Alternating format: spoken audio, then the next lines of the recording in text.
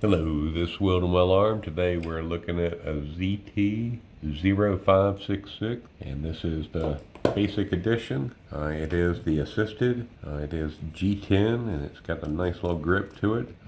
It is a very deep clip, so it goes in your pocket very deep, and it is tip up left to right or tip down left to right, so that's really nice. So these things really pop when you can pop them. I have always had the worst luck with ZTs. They always seem to be really difficult for me to open. Everybody else loves them. I think I'm going to try sending this back and just seeing if they can. I just can't even open it right hand. Left hand, no problem. So anyway, it's a beautiful knife, great blade. Has that nice smooth blade. There's no serrations on there at all. There's a lot of fakes out there, and so you have to be wary. The number one way to feel it is if your G10 has some good texture, then it's probably the real thing. If you look real carefully, you'll see that there's a little pattern, almost like a fabric pattern to it, or diamonds or diagonal crosses, X's, probably the best way to describe it. So that's number one. Number two, when you're looking at that, this isn't actually a thumb flipper. This is where it actually hits the end, so it keeps the blade from going back too far. So that's a little bit different, and it should look like 4 cylinders stacked on top of each other. Can you see that? Yeah. So those are the two biggest ways. The third way would be there should be a little teeny hole there, or even a screw there on some of the models. Yeah. And then the Chinese do stupid things when they're making fakes. For instance, they would take this number and put a code behind it, so it would be, say, 0566 BW, blackwash, and it's not a blackwash knife. And so that's just a stupid thing that they do themselves that gives it away because they don't read English or something. So you think, I got it. But it really jumps out with authority. And another way to look at it is when you look at this hex bolt, you could see that it's really just set in there versus the copies are actually kind of more machined in there.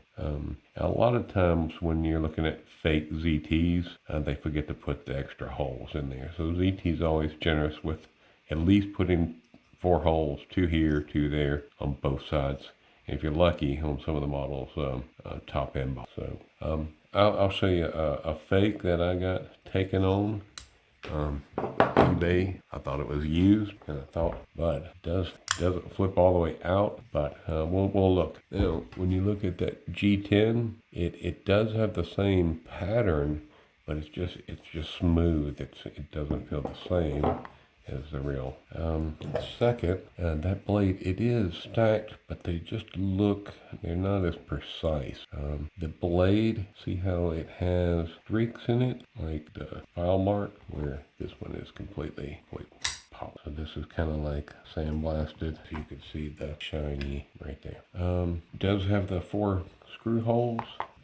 Missing that one little screw hole here. That's the original. And the markings are about the same on the fake. Fake's on the top now. Real thing's down below. You can see how this is just a little more precise. Pretty good copying all the text. This is a big difference here. And that big hole, a big screw. They use the same screw they used everywhere else, but this is a specialized screw.